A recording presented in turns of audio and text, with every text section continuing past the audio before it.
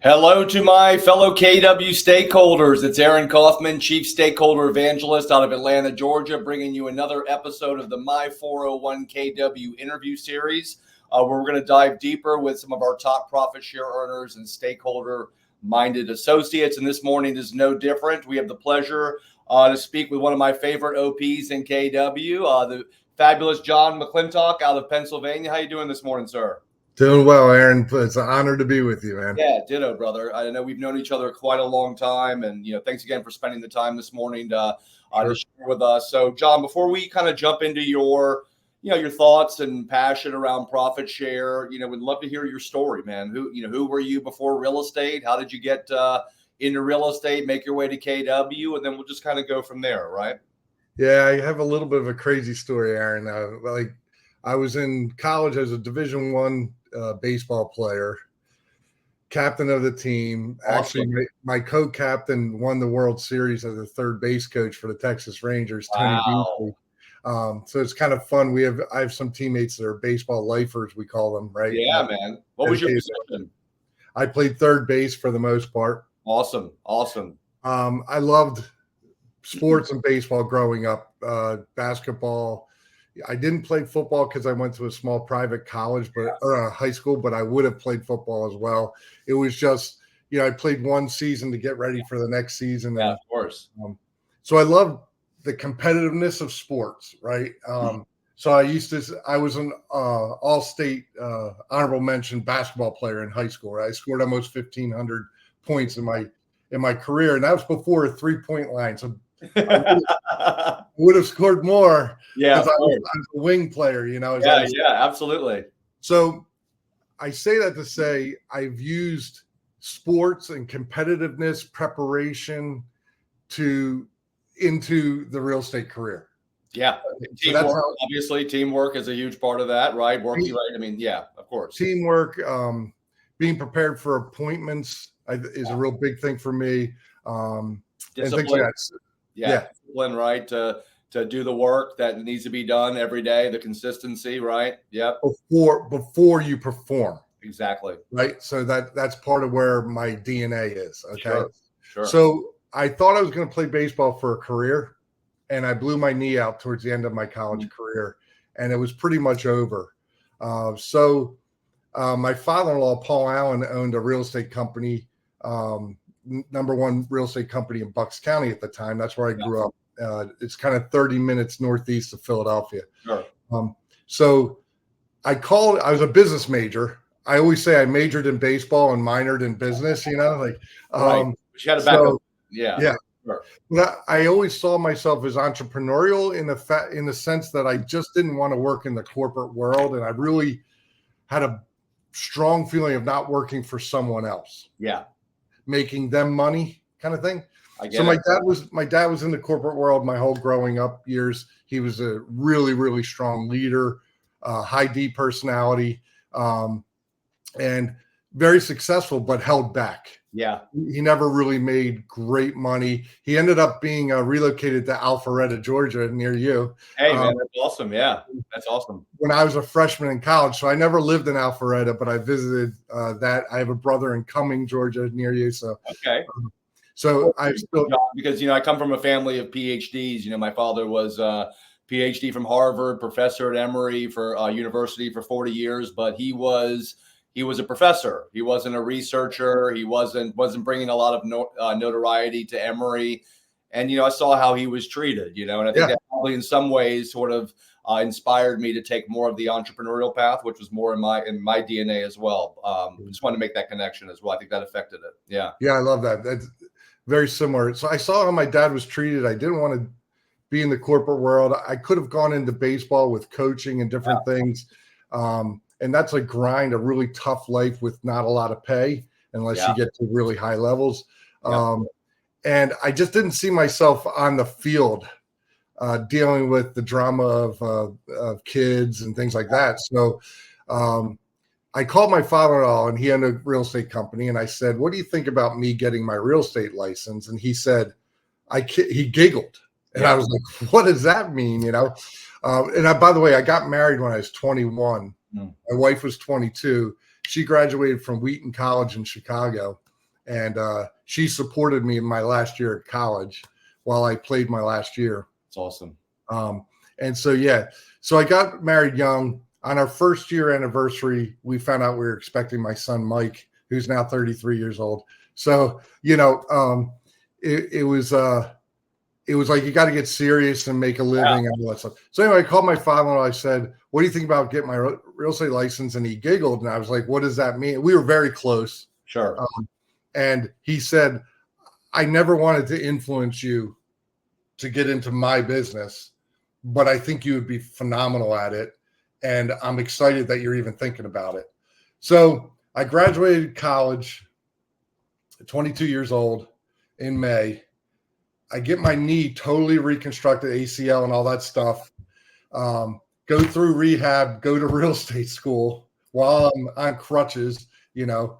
And my wife and I both got our real estate licenses that summer. And in September, I was officially licensed to sell real estate. And I started at a company called Allen Realty Associates, which and that was your wife's father's company. He was the main owner. Yeah. Yes. Yeah.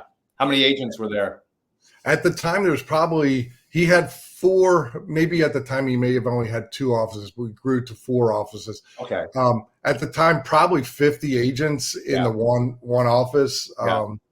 It was interesting because the marketplace back then was a lot of women and older women who were very connected to the community, and they did very, very well, and they were amazing to learn from. But it was odd to have a young male. I hate to say it, but it was odd for me. And I went to an office that had a lot of men in it, but a lot of really successful women. So I got to learn like the nuances of how people do everything. And I showed up. That's one thing that Gary Keller resonated with me when he said, get up, suit up, and show up. It resonated really is a simple thing, but it resonated with me. And I've never not done that. You know, what's that athlete mindset, right? I mean, you just don't worry about the day after tomorrow, worry about today and putting the work in. And so, no, obviously, you know, it's a benefit to have your father-in-law owning the company, right? But, you know, whatever. I mean, so he was my mentor. Yeah. And so we would sit around and talk business, talk the business. Sure. Even at family get-togethers, you know, things like that. And he was the smartest and the most wise person I knew. Awesome. Every room I was in, everyone waited for him to talk. That's great. And when he talked, everyone shut up, right? So then I grew into a leader, didn't really want to be a leader, honestly, but kind of always had that, you know, voted captain on my teams and things like that for my peers.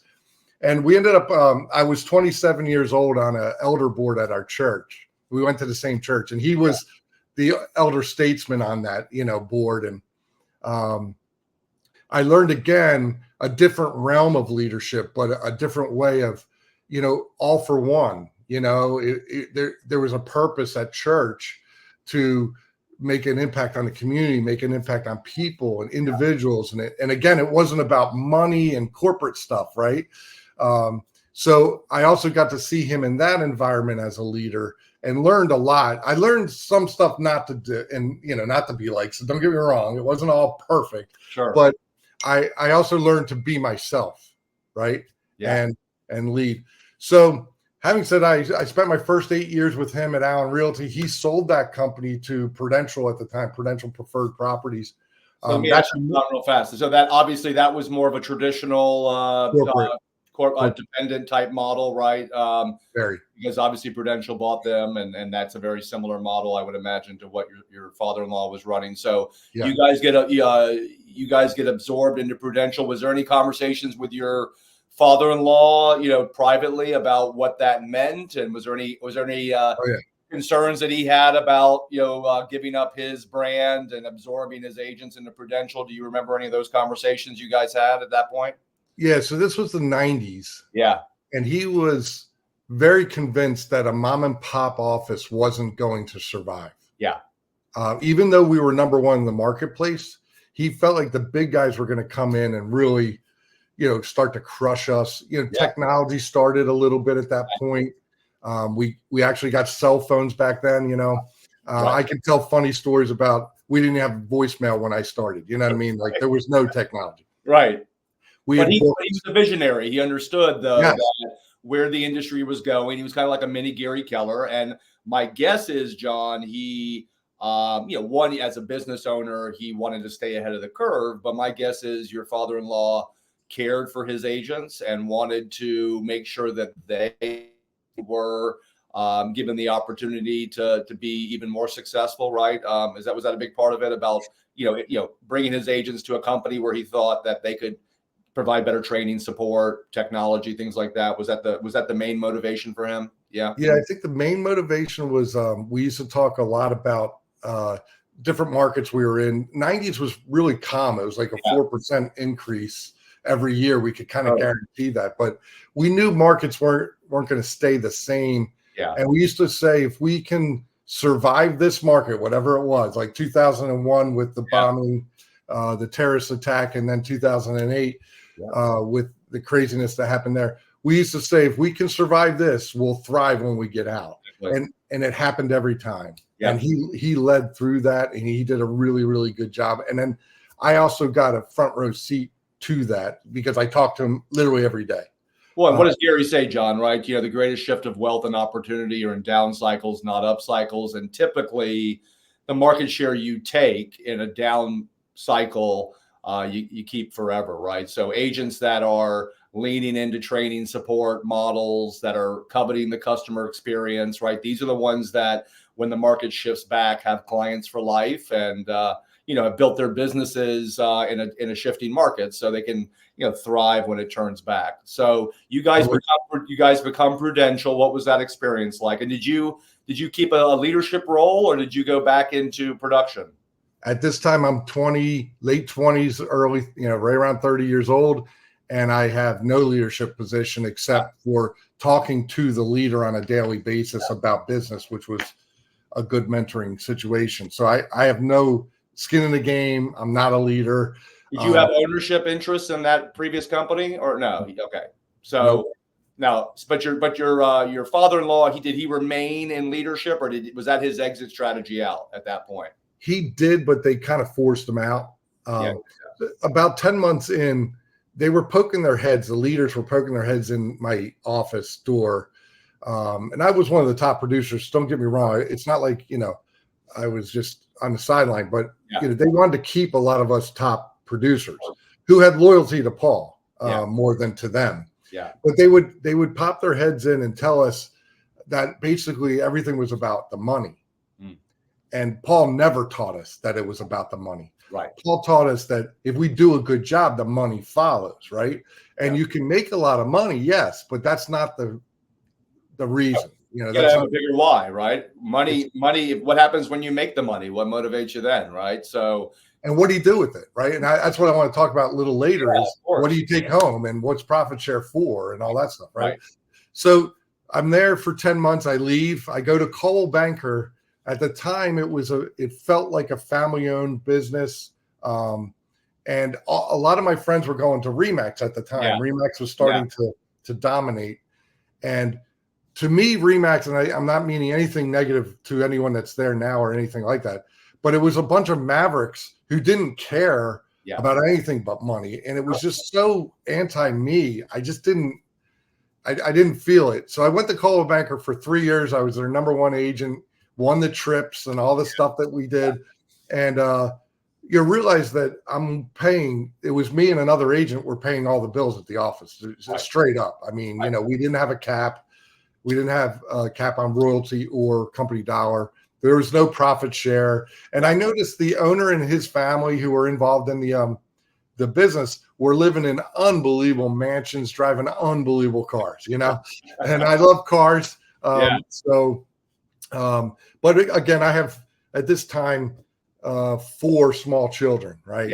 And trying to make ends meet and do this business, which is a little crazy, So, and my wife's home now with the kids, doesn't have an income coming in because that was our value system of having her. Nothing negative about anyone who works, But so, I mean, at the end of the day,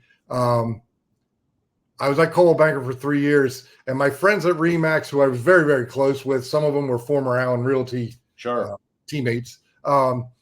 They were recruiting me, and I went to the owner of Coldwell Banker with 10 things, not for me, not selfishly, but to say, listen, I'm looking, I'm on the inside, I'm looking at your business. These are 10 things you need to change if you want to keep people like me.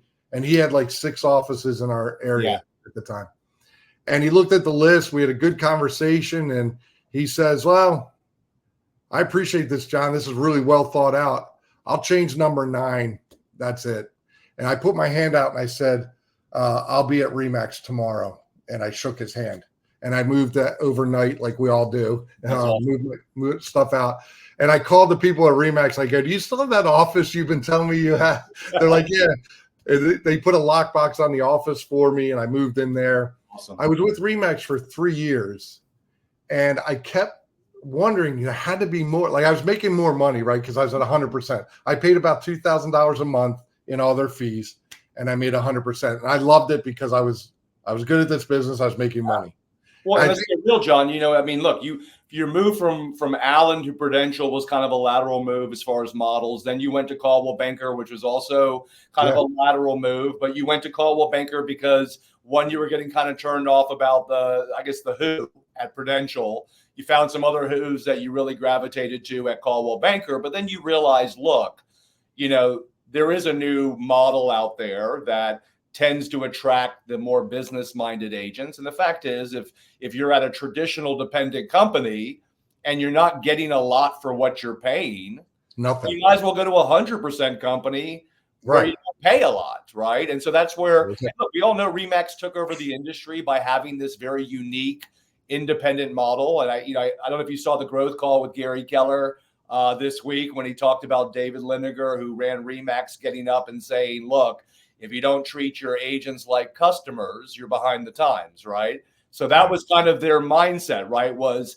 you're not going to get a lot for what you're paying, but you're not going to pay us a lot, and you get to control your costs. And on that very simple concept with their independent model, they started to grow because agents realized that these other companies, what the heck am I giving up 40% of my commission for when I get locks, boxes, signs, and business cards? So you made the natural evolution of an entrepreneur, of a business-minded agent, where you were like, look, I'm the reason I do business. Where's the best place for me to run my business? So you obviously made your way to Remax, which was the next evolution of the industry. So what was that experience like at Remax? And by the way, Keller Williams wasn't here yet. Yeah, no, I get that. Yeah, of course. Okay. Right. So my experience at Remax was, I can sum it up in one conversation I had with one of my best friends there. Yeah. He was 1 year ahead of me, about my age. And we were like still the youngest guys, 10, 11 years in. We're still two of the youngest guys in the business at the time. And we're both doing really well financially and business. Like back in those days, your volume and all that was a big deal, right? So if we both backed up with our chairs from our desks in our offices, we could see each other through the doorways across the hall, right? Yeah. So if his chair made noise, I would back up to see if he wanted to say something, you know what I mean? And vice versa. Right. So I backed up and I waited for him, and he was on the phone. He got off the phone. He backs up. He goes, what? And I go, is this all there is? And he goes, what do you mean? I go, I'm not growing. I'm not learning anything. I'm just coming here. We all come here. We do our jobs. We're all good at it. Like, I was around all-stars, like phenomenal producers. But it was kind of don't look at my lead when I write it down on my notepad, kind of like I'm going to steal their lead. It was very. Well, and John, I mean, let's get real. It's not because they were bad people. It's just that there's no incentive, right, for people to work together. And let's get real. At most of these dependent and independent companies, your greatest competition technically is the person sitting next to you, because at 100%. These brand-centric companies, they're trying to get everybody to believe it's about a balloon, okay? Yep. And if you're all marketing the balloon and there's no incentive to work together, you tend to end up competing with each other directly. Now, there's going to be some nice people that are going to have, in their DNA, wanting to work together and teamwork. But you are realizing, look, hey, this is better than where I came from. Yep. but maybe maybe there's a better place, or there's got to be something better than, because look, 100% of zero, John, is zero, right? Not to say you weren't doing a lot of business, but you understood, hey, I can sell business at any company. I need more to this, or there should be more to this trajectory than just 100% of my commission, right? I needed growth. Yeah. I needed to even feel like I was going somewhere rather than stuck in the mud. Yeah, right. Exactly. I love that. And so I wasn't fine. So I said to Chris, I said, well, is this it? And he's like, what do you mean? I go, I'm not growing. I'm not learning anything. He goes, John, this is Remax. What do you expect? And I was like, thank you. Yeah. Because that was the truth. Yeah. And then I was like, where do I get? There was nowhere to go, Aaron. There was nowhere. At that time in your market, Remax was the highest evolution of the industry. It was a step backwards to go anywhere. Exactly. So tell me what happened next. So Paul Allen discovers Keller Williams. Oh, okay. At, I think, like a national convention. They had the worst booth. He used to tell the story. They didn't have like all the pizzazz. Oh, sure. They had like a KW on a table, kind of thing, and they were giving out like little pamphlets or something. I don't know. And he wondered, who is this, And so he ended up going to Austin, meeting with Mo Anderson, and Gary Keller to expand Keller Williams into our area. Interesting. And then there was a guy named Rich McCarthy. He was the regional owner. Yeah. And Rich was kind of the godfather of Keller Williams in our area. Yeah. And there was a former Remax agent that actually opened up a Keller Williams office, but she was not well liked. Yeah. And so that was a detriment. And she was in the heart of our territory, which was also a detriment to Paul and I. Of course. Anyway, Paul falls in love with Gary Keller. Mo Anderson thinks it's like, well, to be honest, Aaron, this was it. When they started with God and Family and then business, he was in already. Yeah. And then when he found out about education and growth and training and, that kind of stuff and then profit share, it was like, whoa, this is what we've been looking for, right? So he comes to me and he says, I'm going to open up an office in Doylestown, Pennsylvania, which was about 30. Was he essentially kind of retired at this point when he was he still with Prudential at that point, or was he? He had a non-compete that was over. Okay, gotcha. Yeah, so he had been paid. Yeah. All good to go. He could start to do something he wanted to do. Yeah. By the way, he's phenomenal because he reinvented himself the second time. Like, in other words, he had the number one company, and then he starts with Keller Who in the same area, and everyone's like, is he nuts? Like, what's wrong with him, right? So he starts Keller Williams Doylestown. I don't know who KW is at the time. And you know your father-in-law, right? The guy's not driven by making more money, right? He's driven by a challenge. He sees the vision of what Gary Keller is doing. He's saying, he's thinking the same thing you're thinking, which now I found something better for the people that I care about in this industry, right? And so he decides through that, because he's driven by something more than just making money. My guess is Paul had enough money at that point. This was more about purpose and being a trailblazer, right? And aligning with people like Gary Keller and Mo. So he gets KW to Doylestown, right? Yeah. As the first office in Pennsylvania, or the first you guys were already in Pennsylvania at that point? It was the second one in Bucks County. I don't remember. I think Pittsburgh was the first one in our region. Yeah. And then so it was the second one in our area. Gotcha. And it was 30 minutes north of where I was, in a slightly different market, because I'm like a lower Bucks, central Bucks guy, and that was like central, upper Bucks. Yeah. Anyway, I made the dumbest decision by not going with him at the time. Right. Okay. So I didn't know who Keller Williams was. I trusted Paul, but that was about it. And he was talking about profit share. And, when you're first hearing about it, you don't really believe it. Right. Especially when it's new to a market, right? I mean, you don't even believe that's even, it doesn't sound like it's real, and it sounds kind of icky, as Mo Anderson would say. But look, you trusted. I mean, obviously Paul and you had a great relationship, and I think in the back of your mind, you're thinking, this guy's not going to go and do this if he doesn't feel passionately about it. So he starts talking about sort of profit share and stuff. You're kind of don't want to get it. So what was the breaking point for you? What was the moment, the aha moment for you? So I worked specifically in the market that the other Keller Williams office was, where it wasn't a respected person that owned it. Yeah. So that was a negative to Keller Williams at the time. Sure. And it actually made me question Keller Williams. Mm-hmm. So I was all in for Paul doing well up in Doylestown, but I was in a grind. You know, I had little kids. I had college coming for 4 kids. You know, it's a big risk. It was a big time for me. And I'm at Remax just making money. So I don't know. I wasn't convinced. But Paul came to me in 2004 and he said, I want you to help me open up Keller Williams Langhorne, which is Bucks County South in our system. Yeah. And I want you to be part of an all-star team that we recruit. And we're going to make profit quickly. Yeah. And we're going to share it. But I need your name and your personality and who you are. You're on the street. You have respect from all these people. Yeah. I need you to come to these appointments and tell them that you're all in. Yeah. And I was like, first of all, no one had been successful in the town of Langhorne with an office. Yeah. Just no. And you know where it is. You've been there. It's around the Oxford Valley Mall. It's around a mall area, very commercialized, a lot of restaurants. Yeah. And back in those days, in our area, you wanted to be in the old historic towns on Main Street. Sure. Well, because foot traffic and brand exposure was was driving the business back then, right? I mean, if you wanted to have a sign on Main Street. Yeah. And I want to make a point too, John, is that, so first of all, did the other office close in Bucks County South at that time, or was it still there? They were north of us about 10 or 15 minutes. There was another office in your area that was being run by someone that didn't have a great reputation, correct? Yeah, she was a little north of us. Okay, so that one was a little bit north. So you guys actually opened another one below her, south. So right? I actually own that one now. Okay. Yeah, it's Newtown. That's great. But that one failed.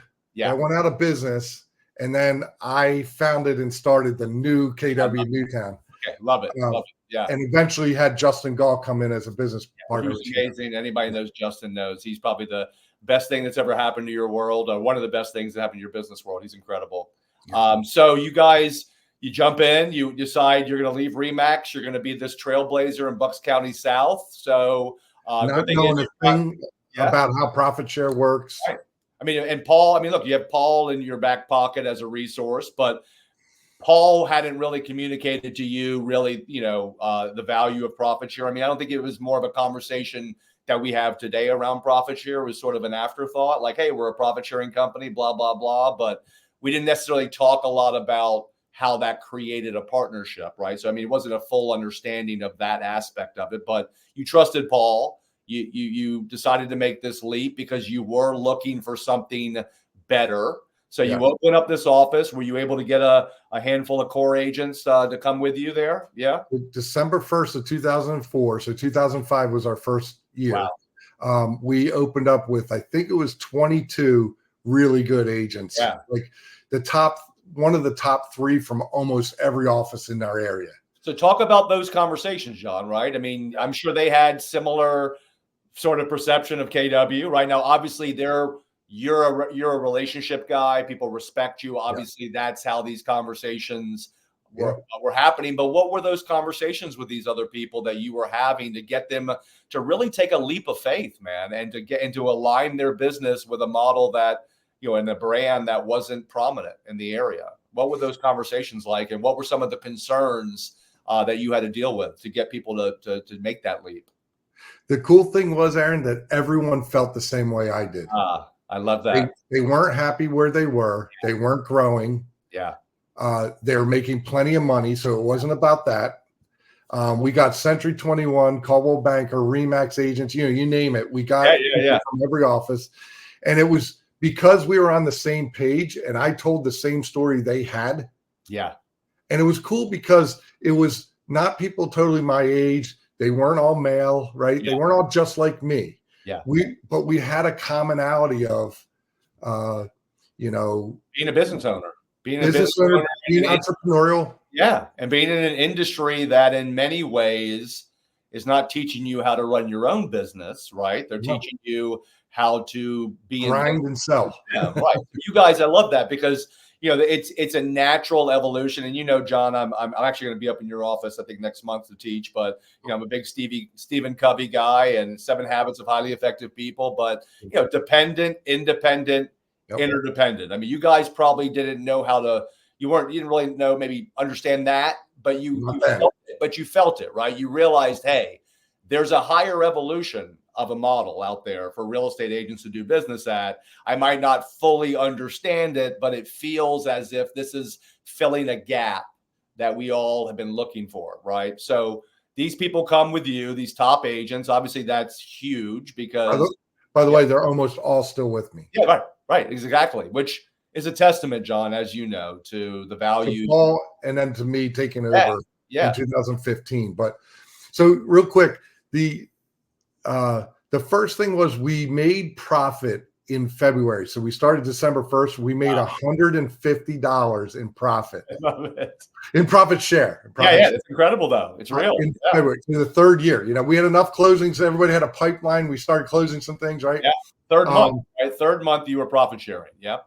$150. Wow. Yeah. And it clicked to all of us that, oh my goodness, this thing might work. Yeah. Right. So then we're like, okay, what's the potential here? So I think we all just started training. We just started sharing what was working in our businesses. We were starting to, I'll be honest with you, I love Gary Keller, so don't get me wrong. Yeah. But the MREA book had just come out. Sure. Right. Like a year before. And we kind of read parts of it. We didn't read it cover to cover. And we were kind of doing our own thing and kind of like, well, this will disrupt what we're doing now in our mindset, Yeah. And so it was like, put that over here and let it collect some dust. And then it went from that to, wait a minute, this might work. And we started going to family reunion and hearing Gary speak and mega camp and stuff like that. And then we all started to go, wow, this guy's smarter than us. He's 10 years out. We're 2 months out, Yeah, exactly. We're talking pipeline and he's talking industry, So I said, maybe we should look at this book. So 2008 happened. We started to share much more profit, but not, killer. Yeah. And 2008 happened and we were sitting around saying, what are we going to do for a living? Because that was really the feeling at the time. Banks were going out of business the week of closing. Yeah. And you're like, how am I funding this closing that? It was a nightmare. Sure. And anybody who thinks that the last, since COVID to now, which was a horrible time, don't get me wrong. But if they think that was bad, 2008 to me was the worst in my 34 years, any market. Because John, I launched my website in 2005. Sponsored the most people in the history of Keller Williams over the next 3 to 4 years. Now they were predominantly brand new agents, but man, when the market shifted, I mean, holy smokes, dude, my world was completely upended. And agents were dropping out of the business. They were dropping out of KW. But once again, we referenced this early on in the call, right? I heard that quote that I referenced before about the greatest shift of wealth and opportunity or in down cycles from Gary Keller in that moment. And I realized, okay, look, how long are you going to stay at the funeral for, right? Get up, put in the work, right? These are the moments you get your unfair share. And these are the moments that buyers and sellers need great agents that are committed to training and customer service. So you guys get into that moment, probably as you're dealing with it, you're not looking at it as an opportunity initially, right? Everybody's saying the sky is falling. Yeah. But at what point did the intersection of the KW value proposition and the opportunity of the market shift sort of come together for you guys to start taking unfair share, which I'm guessing is what happened? Yeah. Yeah. So in 2005, Paul came to a meeting. We only had 28 people, I think, at the time, and he said, by 2010, we're going to be number 1 in the county. And we looked at each other like, is he smoking dope? Give me half of what he's smoking, because that's insane. Yeah. RE/MAX had crushed, everyone. And a lot of Allen Realty people went to RE/MAX and made RE/MAX awesome, right? Yeah. We didn't think we could catch them in 5 years. Well, John, let's get real. RE/MAX is spending millions and millions of dollars marketing their brand. And, KW is not spending any money marketing its brand. We have to grow through attracting agents and agent signs going up in sellers' yards. So I can't even imagine a shifting market getting agents to think differently but I'm guessing their natural instincts is to go back to what the industry has kind of been always like, right? So you had a huge challenge there. RE/MAX is the big dog. They're blowing up. Their brand is recognizable. People are saying Keller who, Yep. right? The market's down. Nobody cares about profit share. Nobody cares about those things. They want to sell houses and survive. Yeah. And they're a company of veterans. Yeah. So they're good agents that make a lot of money and sell a lot of houses. So, Paul, 2008 comes, Paul Allen says to us, if we can survive this market, we're going to thrive when we get out. And guess what happened? We started a mastermind group of 10 of the top agents. Yeah. And we studied the MREA book. Finally. And we found out, holy crap, this thing's gold, right? Yeah. And then it was like, wait a minute, the 10 of us are going to prove this thing to be wrong. We're going to work it, and we're going to say, let's see if we can go back to Gary and say, Gary, this is a lot of just education, good talk, but it's not the street, right? Yeah, I love that. What we found out, Aaron, is it works. Yeah. It was awesome. Like we fell in love with the book, and I mean, we're still referencing it, different sections. Teams were not that big, John, right? The teams were just, as an industry, we're kind of starting to take off, right? I mean, so you guys were really this concept of building a team, branding yourself, hiring building a big business inside the umbrella. Yeah. It was completely new to the industry, right? I mean, RE/MAX didn't teach it, Coldwell Banker didn't teach it, Prudential didn't teach it, right? Yeah. So the only thing we saw was maybe some husband and wives or like family kind of teams back in those days, Sure. and that was natural and normal, right? Right. So the other thing was Gary Keller said that married couples were one cap, a team cap, right? Yeah. And I was like, man, that's phenomenal. So I actually started going to talk to the husband and wife teams saying, you guys would save money just there, that kind of thing. And there's no conversation, I would think, at that point. Was there any conversation about the advantage that husband and wife teams have in profit share too? Is that something that was even a conversation in that moment early on, or no? That was the one place that I think Paul was really good at, was strategizing how to set your line up. Yeah, exactly. Right? So we did have those conversations with them as far as, put all your business in the one spouse so the other spouse gets hit. But you guys weren't uber profitable, right? So it was more of an idea and concept. And do you think, John, I mean, that at any point early on, you guys were talking about, what profit share meant, what it symbolized, right? Or was it just sort of an afterthought? Because I know, agents are just trying to survive. You want to talk about systems, models, training. Sometimes as a company, we don't want to muck it up with talking about the profit share money because we think it somehow dilutes our value. But you and I both know, right? It's the catalyst for the entire value proposition. It's what creates a culture where agents are more willing to work together and care about each other. But were you talking like that early on, or was it more just relationships, MREA model, profit share is kind of an afterthought because it wasn't something that was super real or something that people were even interested in at the time? Yeah, it's a great question because I think a lot of us still didn't really believe in profit share because it wasn't enough at the time. Yeah. But we started a title company, a joint venture title company, to legally be able to share profit through that as well. Yeah. In Pennsylvania, title insurance is very lucrative. Sure. As far as profits. So we started that. And so now we're sharing profit in two different ways. Nice. Which became more real, and we all wanted to build that. Right. And really we understood that if we attracted someone good to help us, we were already profitable. It's just going to make us more profitable. So simply, it made sense. Right. So we're starting to take market share. We're attracting people. I hate the word recruiting, to be honest with you now, because I don't think we recruit anybody. We attract them. Yeah. But at the end of the day, we started to retain good agents, and it was showing, and the signs were going up everywhere. Yep. In 2010, we become number one. Just like he predicted. Yeah. Squeaked it, right? But we become number one in units and volume in our county. Which should be earth-shattering for that market, right? Which is, how the heck is Keller Williams 5 years old?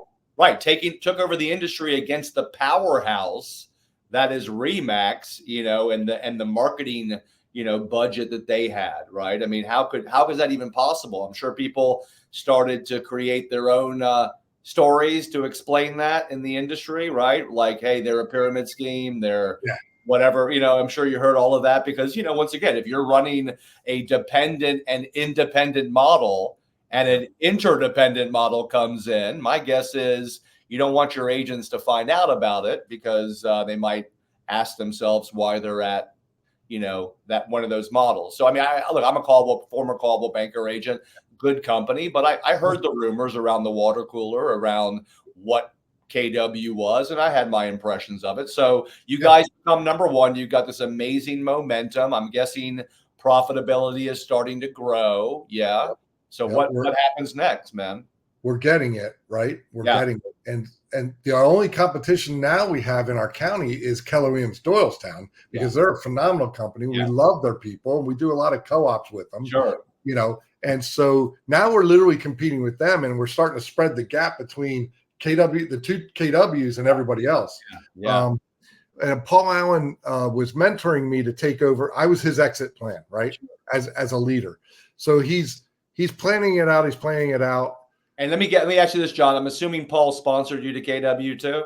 Yeah. Right. So he also, probably realizes like it's 100% what you're becoming and what that's going to mean for him and his family, which is your family as well. But I'm sure he could not have ever imagined what it's turned into at this point. But so he's grooming you to take over. Does he give you an opportunity to start helping with his office up north or no? No, so I only went up to, I love business planning. I love Gene Rivers, right? He comes to our region. Sure. So I took business planning clinic, I think 15 years in a row, So I used to go up to Doylestown. They would ask me to go up there and do a business planning class and things like that. So I would do a little bit of that kind of thing, but I didn't have anything to do with Doylestown. But we were asking the McCarthys in our area, they were the regional OPs, to keep us in mind in case the one territory was available because, we were the right people to own it. Yeah. And it failed in 2014 and we ended up, I personally founded and opened with Paul as a partner. But at this point, Paul's struggling with some dementia. I was going to all his appointments to protect him and the company for about 2 years, maybe a little bit more than 2 years. Sure. So I'm trying to sell real estate at a high level. And he's dragging me to these appointments. And at the time, he was really smart and sharp, and he was able to cover for his cognitive issues he was dealing with. And only I knew sometimes what he was going through, so there were some controversies that he brought me to the meeting and in our office and with some of our top people, and he didn't talk at all. And I handled the situation and they would leave the conference room and I would turn to him and say, "What was that? You didn't say anything." He's like, "I didn't want to ruin it. You had this." They left happy. That's all I care about, whatever. So I started to show my value as a leader to him. Anyway, he and I opened up Keller Williams Newtown, and my first recruit is Justin Gall. He was with Remax at the time. Yeah. And he was also an appraiser. The more I got to know Justin, the more I saw my exit plan because he's about 15 years younger than me, something like that. And I saw him as a potential leader. So I started to mentor him like Paul mentored me, right? So then we built Newtown, and in 2020, when the shutdown happened in Pennsylvania, the all businesses were shut down for 2 months. They started with 2 weeks and turned into 2 months. I decided to name Justin the OP there and go forward, the two of us. Yeah. And we did a straight 50-50 ownership. And that was one of the best decisions, like you said, I've ever made. I've had veterans tell me, "John, you doing with Justin was your smartest thing," So I still own Bucks Cty South. We own that one. And then in January 23, we bought Keller Williams Northeast Philly, which came with Jenkintown as a business center. So at the end of the day, I'm kind of responsible for about 700 agents at this point. And Bucks Cty South last year ended up number 10 in profit share in the whole company. Yeah, amazing. which is hard to compete with the Atlanta people that get all the MLS money, Yes, right? sir. Yes, sir. We know about that. Yeah. It makes us my story a little bit more, and it's not my story, it's my people. No, I totally agree, man. And look, I just joined the number one most profitable market center in KW last year. I'm sure it'll be number one this year. But yeah, we get a couple $100,000 out of MLS. And so the way I look at that is there's a lot of room for growth. Okay. Because because the money there, right, makes a big difference. But it does. The fact is, and you're also sharing that money, correct? Exactly. You're putting it on the P&L. So that's big. Like the owner OP in another franchise would take that money. Oh no, 100%, right? Yeah. And so that, so John, that's kind of leading us into, where we're going with this conversation, because, it's a big decision for an owner of a Keller Williams office to really commit to profit share, right? I mean, especially in moments like this when, the market's down, and we all know, look, it's harder, it's harder not just for agents to sell houses. Owners are making less money off of agents. And, sometimes profit share becomes an easy safety valve to kind of plug into. Why are you so committed to profit share and you're just as much of an evangelist around profit share within your offices as I am in what I do? Why is profit share so important to you, man, and these businesses that you own? Talk about what and when that became, because it wasn't always that important to you. Maybe it was kind of an afterthought, but was there a moment when you realized, man, this profit share thing is not only our secret weapon, but it's changing lives, and it's going to be our legacy? Talk about where that evolution around profit share for you particularly happened, because you are such an enthusiast around it, which can be a rarity these days in this kind of market, to hear OPs so passionate and unapologetic about profit share. Talk about where that came from and how you got to that point. We had a regional director who was very strong on this. Yeah. When I first became an OP. And so I opened up Newtown in March of 2015, and Paul retires on October 15th of 2015. Wow. Yeah. So I go from starting an office, which I don't know if you know how hard it is to actually start especially when someone failed in that franchise. Oh, sure. It's even harder. Yeah. Right before you, had a bad reputation, and now we're coming in there to say, no, we're good. We're good. We're going to build something special here, right? So use a fire hydrant, John, right? You come here, and I can't even imagine where, what are you choosing from? How, but I love how you found yourself saying the MREA book and the concepts was going to be the backbone, right? Of training, right? Of helping agents build their own. But you understood a very basic concept. If I give these agents what they want, they're not only not going to leave, they're going to help me grow it for me, right? Correct. Yeah. So I learned to not apologize for making profit, which I think our government kind of is against that a little bit. I don't know. It's a really weird thing going on in our culture about, and we're not a corporation, we're a small business, but Keller Williams is a big corporation. So that's the image. Well, but it's different, John. I mean, and I know where you're going with that, because, the profits of large corporations and their shareholders are becoming the more important thing than, the customers of that business. Right.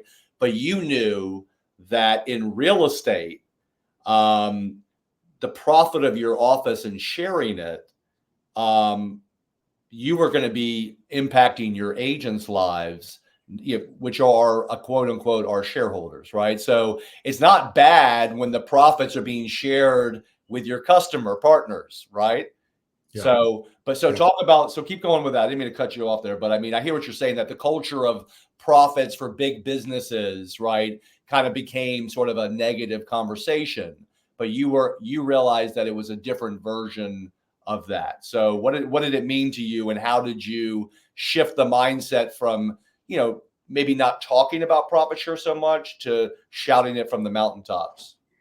Well, so I like what you're saying. So I kind of look at revenue share. Like, I love the comment that you said way back when I first heard the KW effect, right? Yeah. Class. You said if there was a better company, we'd all be there. Yep. Right. So now we're at the best company. How do we take advantage of all the goodness that's here? And how do we share profit, knowledge, education, training, all that stuff? And so that's why you and I got along first. I didn't even meet you personally. I heard you speak. And I was like, wait a minute. I like this guy gets what I think. Right. Well, so we're on the same page. Well, John, going back to what Gary said at the growth call, right? So at the time, David Liniger and Remax was touting that you got to treat your agents like customers because historically the industry had treated their agents like employees, right? Exactly. You realized, as Gary, neither one. Why treat them like customers when you can treat them like partners? I mean, what is a stronger relationship? What is a stickier experience to create a market center in a company agents will never want or need to leave than if they're thinking like partners, right? And I think that to me is the easiest way to explain KW is that at best, our competition treats their agents like customers.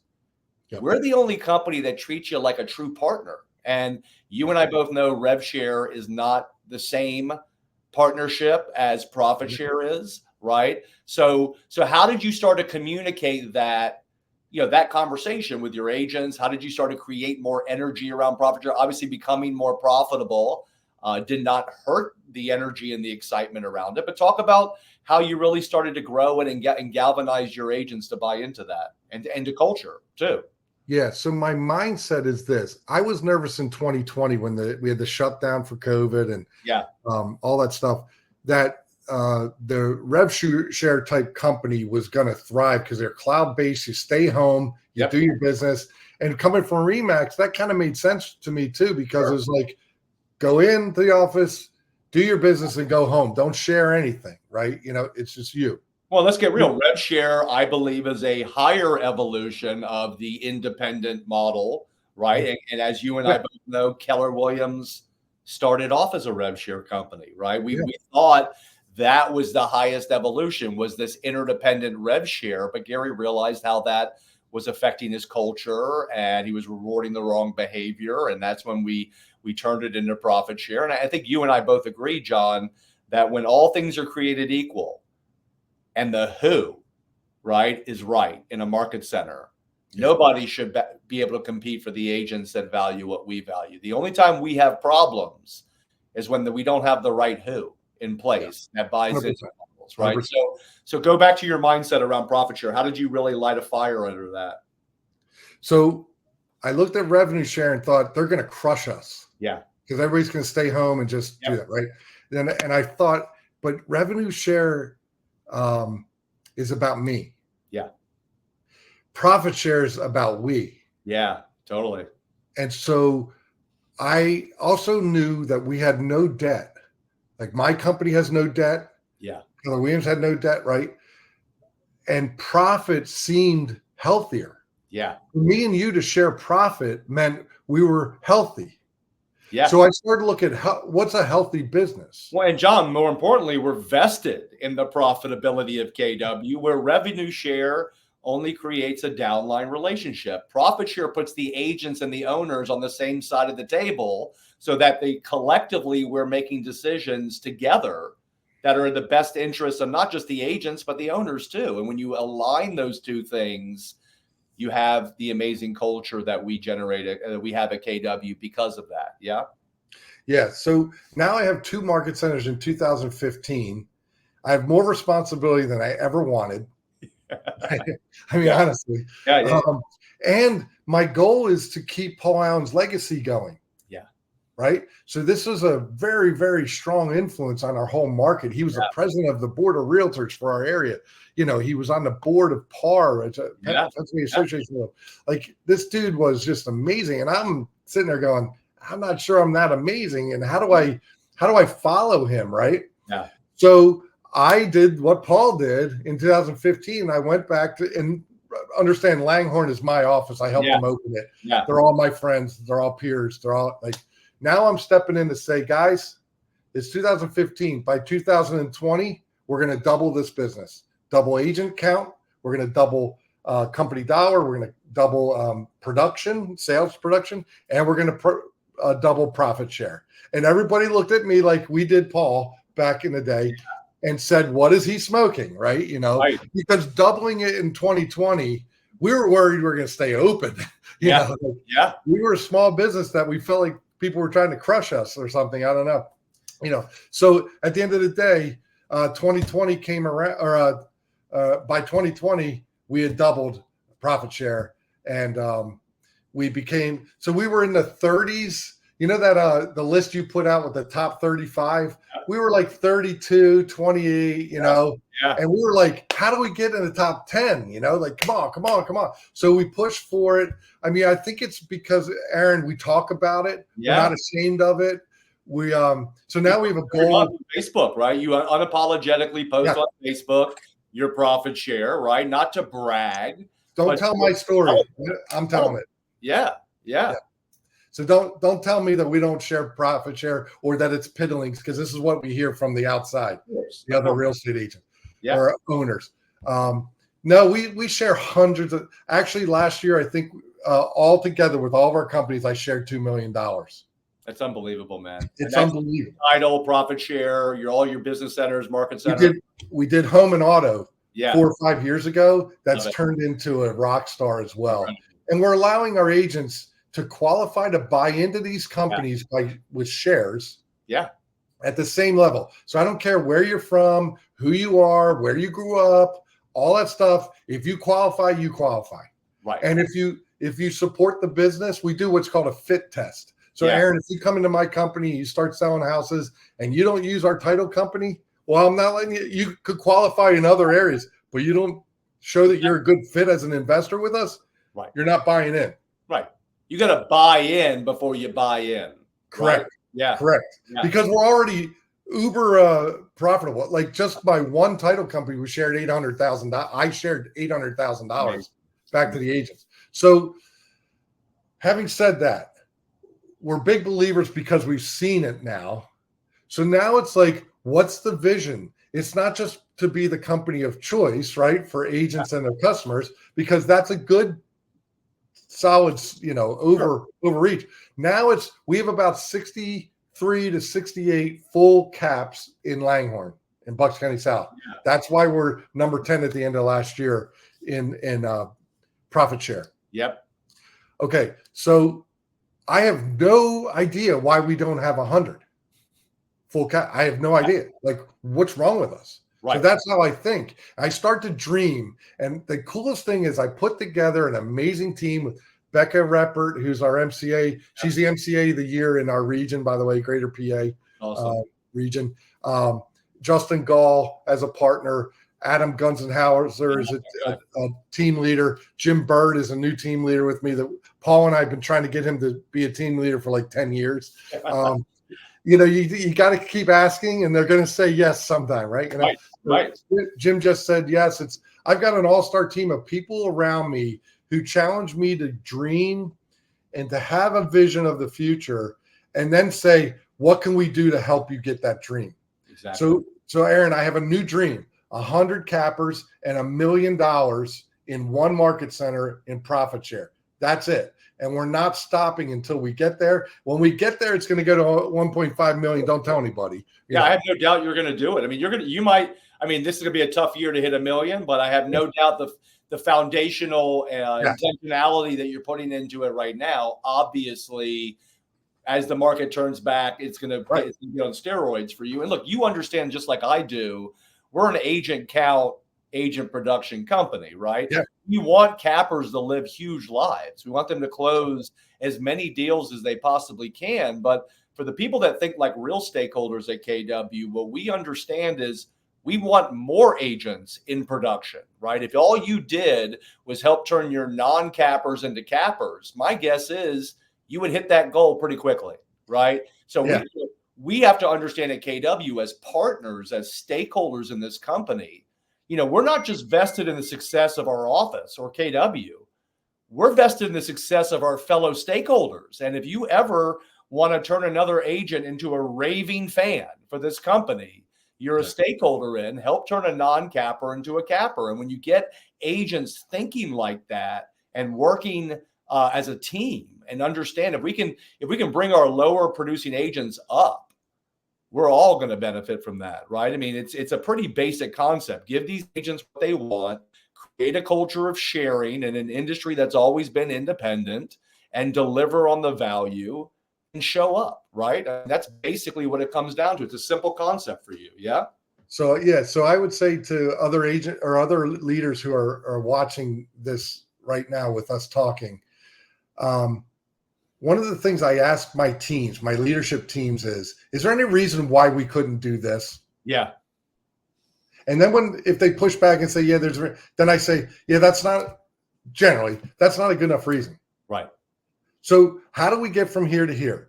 Right. Yeah. I have a dream that we get from here to here for all of us, not for me.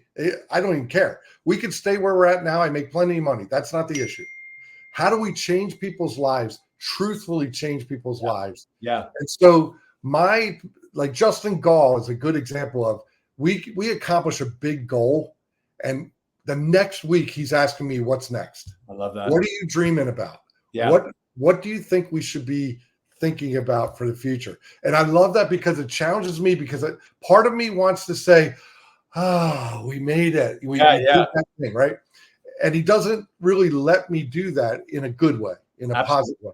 So I went to my teams and I said, I believe to get up to 100 cappers in one office, we're going to need an unbelievable PC program. Yeah.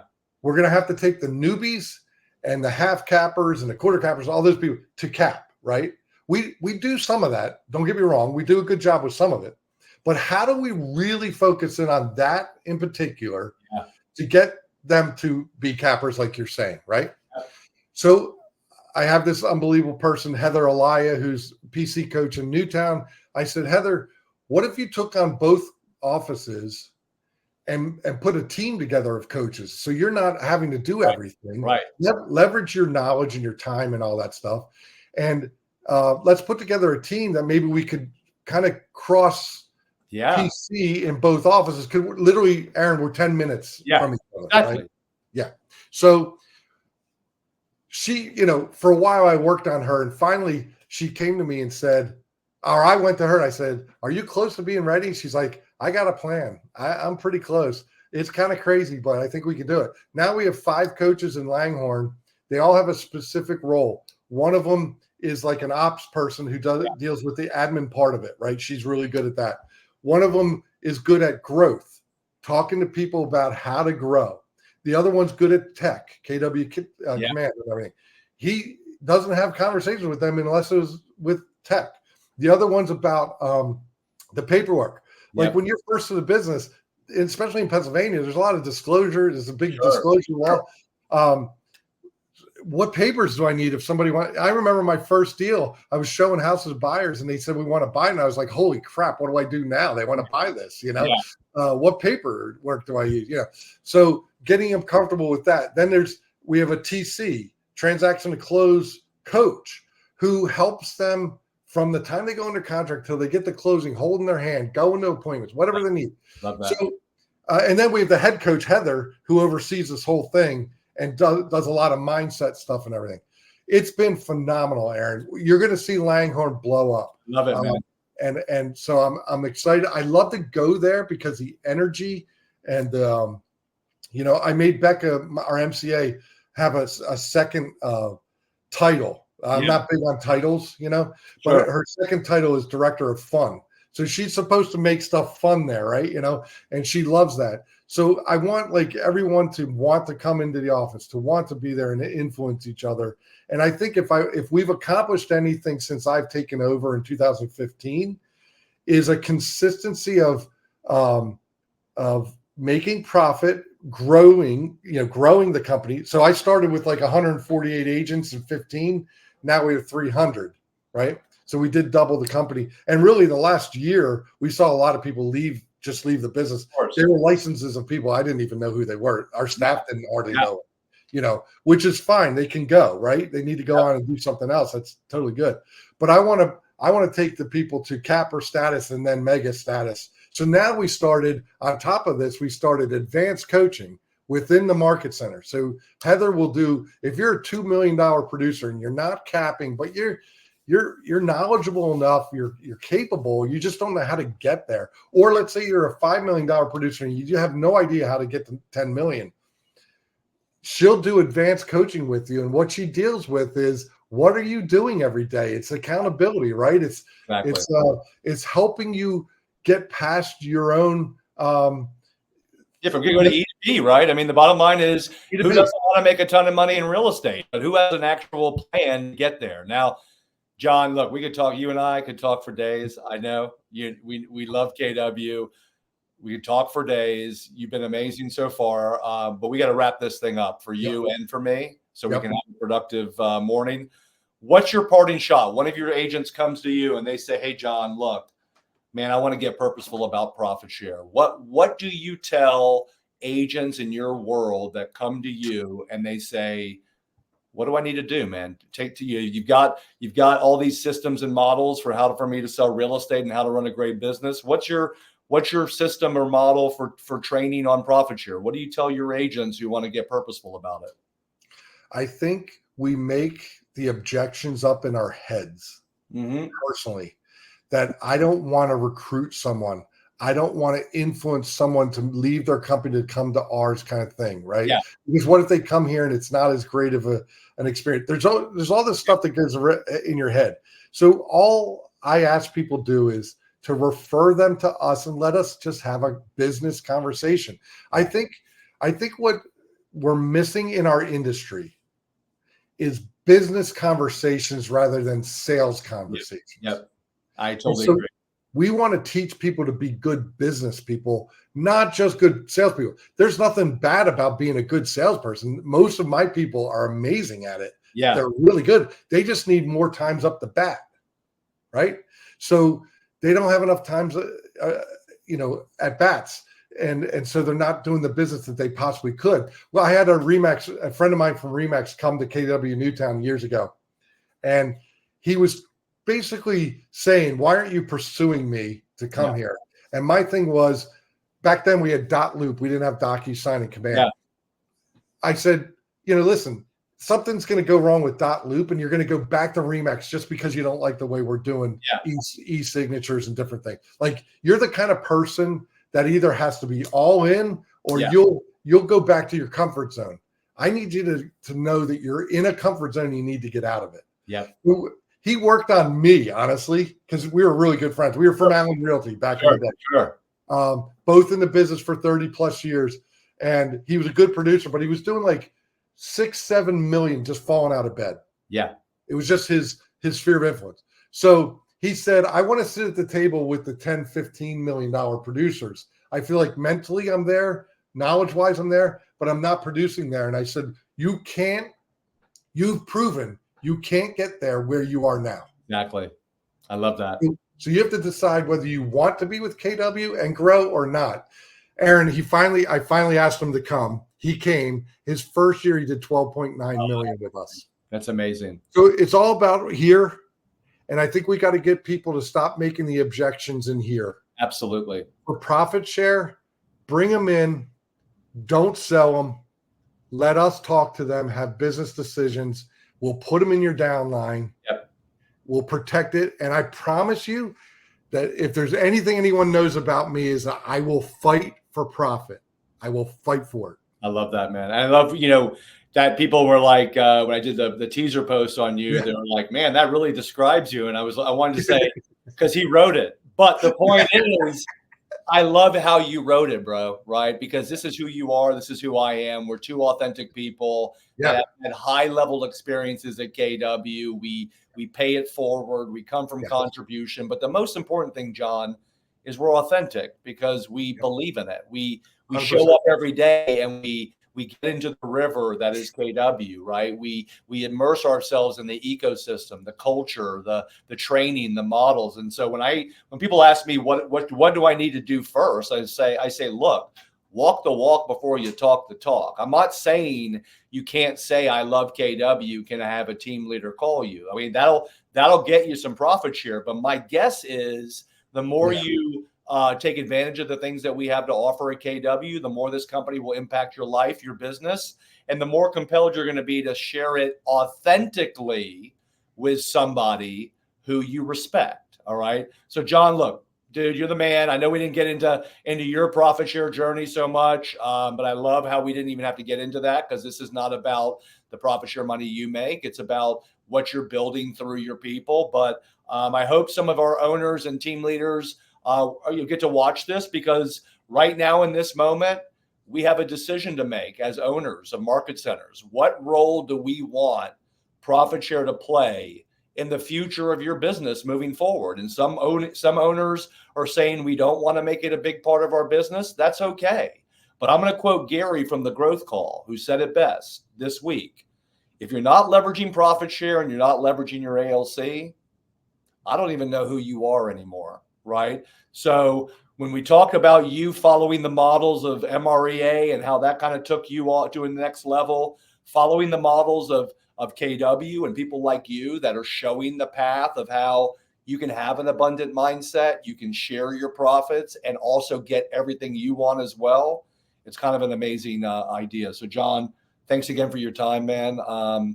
Can't wait to see you. I'm assuming I'll see you in Austin in a couple of weeks here. And hopefully we changed a couple lives today, but I appreciate everything you're doing, man. Thank you for, being a shining light and a real trailblazer for the leadership ownership side of our model. I'm doing the best I can to get the agents excited. Yeah. We need more of our owners to get back to being excited about profit share. Yeah. I'd like to challenge the owners and the OPs out there. Yeah. To continue to learn and grow and then share what you're learning. That's why I started Wealth Building Wednesday before Wealth Building Wednesday was cool. Exactly. And a lot of times we don't talk about money at all. Right. We talk about life things. I had a doctor, my doctor came in and did a TED talk. We called it, What Good is Wealth If You Don't Have Your Health? Exactly. Like, what are you learning? What are you growing with? And what are you sharing? OP is no longer just a position out there as owner. Oh, big deal, right? Who cares? Who cares? Share and help people grow and share profit and watch your company thrive. That's right. it. In the absence of value, price tends to be the only conversation. And what we try to do at this company is explain the value, right? And then we can talk about the money once you understand why we're inherently different. John, you're the man. Thank you, Aaron, for your time, man. And I'll see you in a couple of weeks, brother. I appreciate you. All right, buddy. Take care.